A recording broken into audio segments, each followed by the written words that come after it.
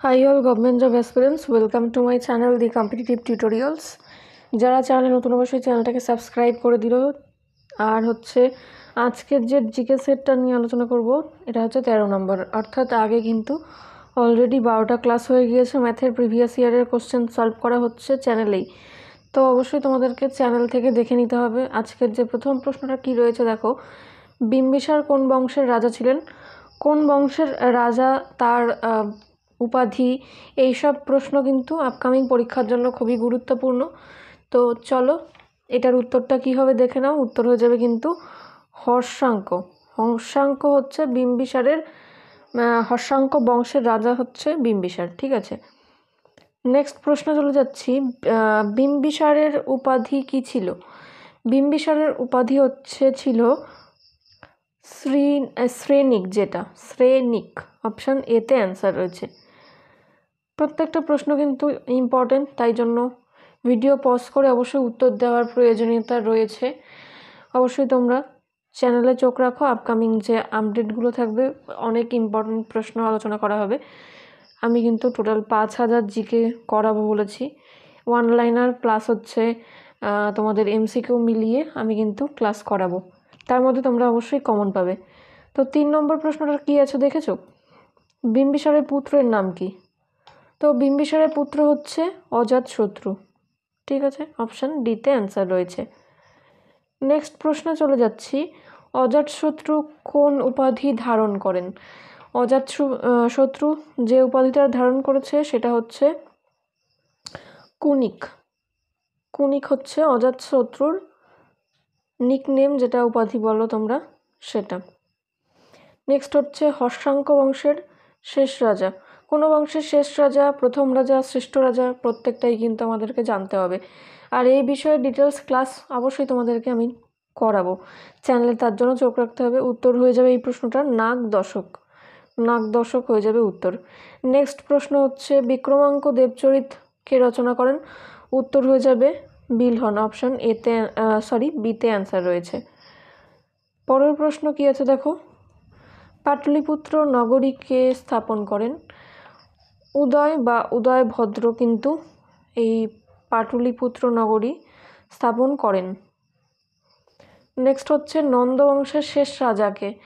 নন্দবংশের শেষ রাজা হচ্ছে ধননন্দ। অপশান বিতে অ্যান্সার রয়েছে। পরের প্রশ্নে চলে যাচ্ছি। চন্দ্রগুপ্ত মৌর্যের পর মগধের সিংহাসনে বসেন কে? উত্তর হয়ে যাবে বিম্বিসার। বিম্বিসার হচ্ছে উত্তর হয়ে যাবে। দ্বিতীয় চন্দ্রগুপ্তের মৃত্যুর পর হচ্ছে এই বিম্বিসারই সিংহাসনে বসেছিলেন। নেক্সট প্রশ্ন চলে যাচ্ছি। বিন্দুসার কোন উপাধি নিয়েছেন? বিন্দুসার হচ্ছে অমিত্রঘাত এই উপাধিটা নিয়েছেন। অপশান এতে অ্যান্সার রয়েছে। নেক্সট হচ্ছে 11 নম্বর প্রশ্ন। অশোক কার মৃত্যুর পর মগধের সিংহাসনে বসেন? উত্তর কি হয়ে যাবে? অশোক কার মৃত্যুর পর মগধের সিংহাসনে বসেন? উত্তর হয়ে যাবে কি বিন্দুসার। অপশান ডিতে অ্যান্সার রয়েছে।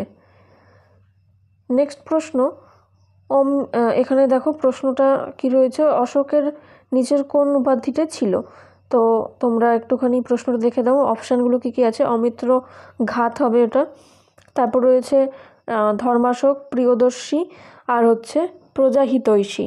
তো অশোকের হচ্ছে উপাধি ছিল কিন্তু প্রিয়দর্শী। ঠিক আছে, অপশান সিতে অ্যান্সার রয়েছে। নেক্সট প্রশ্ন, চণ্ডাশোক কাকে বলা হয়?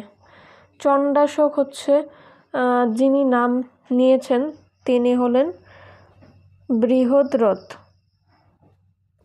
পরের প্রশ্ন হচ্ছে কত সালে অশোক কলিঙ্গ আক্রমণ করেন? তো এটা উত্তরটা কি হয়ে যাবে? উত্তরটা হয়ে যাবে 261। অপশান ডিতে অ্যান্সার রয়েছে। নেক্সট প্রশ্ন চলে যাচ্ছি 15 নম্বর প্রশ্ন। মৌর্য বংশের শেষ রাজা কে ছিল?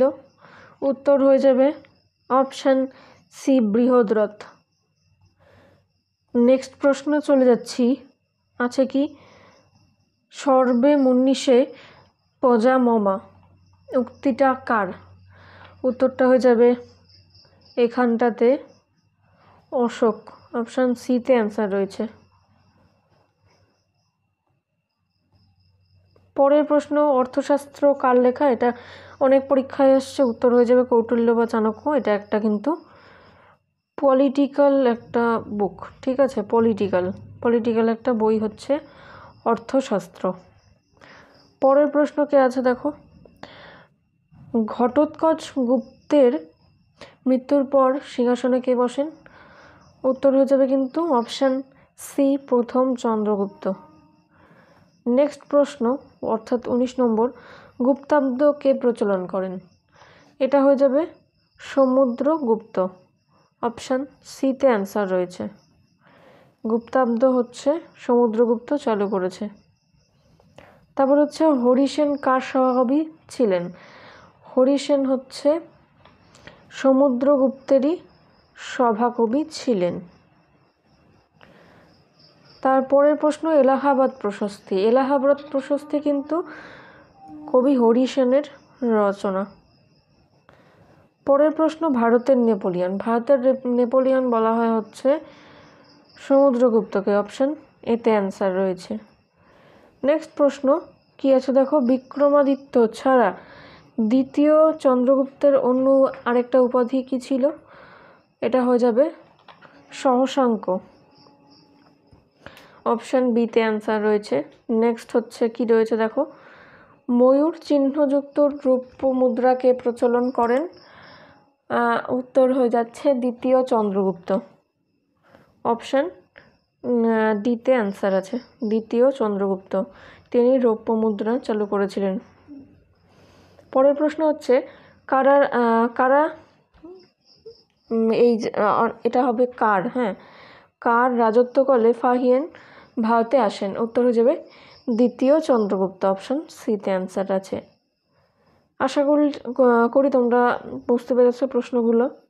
তো তোমাদের জন্য কিন্তু অলরেডি ম্যাথ পিডিএফ পাবলিশ হয়েছে, ম্যাথ ইবুক। তো তোমরা যারা এখন অবধি সংগ্রহ করোনি, সংগ্রহ করতে পারো। বইটার যে প্রাইস রয়েছে সেটা হচ্ছে 149। আর এটার সাথে কিন্তু তোমরা এখন যদি নাও এই ম্যাথ পিডিএফটা, তার সাথে কিন্তু 100টা MCQ একটা বই তোমরা এমনিই পাচ্ছ। তো ম্যাথ বইটা কেন নেব, কী কী কন্টেন্ট আছে সমস্তটা তোমরা দেখতেই পাচ্ছ, যে প্রফিট লস রেশিও প্রপোর্শন যা যা চ্যাপ্টার আছে তোমরা স্ক্রিনের দিকে তাকাও, অবশ্যই দেখতে পাবে। প্রত্যেকটা চ্যাপ্টার কিন্তু আপকামিং যে কোনো পরীক্ষার জন্য ইম্পর্টেন্ট। তো যারা এটা প্রিন্ট কপি নিতে চাইছো অবশ্যই নিতে পারো, এই নম্বরে মেসেজ করবে। তারপরে বইটা কেন নেবে, তো নির্ভরযোগ্য প্রশ্ন আছে, নিয়ম লেখা রয়েছে, ইজি প্রসেসে তোমাদের কিন্তু অঙ্কগুলো করা আছে। আর বাই লিঙ্ক তোমাদের ডেসক্রিপশন বক্সে দেওয়া থাকবে। আর যারা এখনও অবধি কোনো বই সংগ্রহ করোনি তারা অবশ্যই এটা নিয়ে প্র্যাকটিস শুরু করতে পারো। টেলিগ্রাম চ্যানেলে জয়েন করে থাকতে পারো আপকামিং আপডেটসের জন্য, ঠিক আছে। এবার দেখে নাও যে পিডিএফ যে গ্রুপ রয়েছে, সেই পিডিএফ গ্রুপের যে ইনফরমেশন সেটাও আমি তোমাদেরকে দেখিয়ে দেব।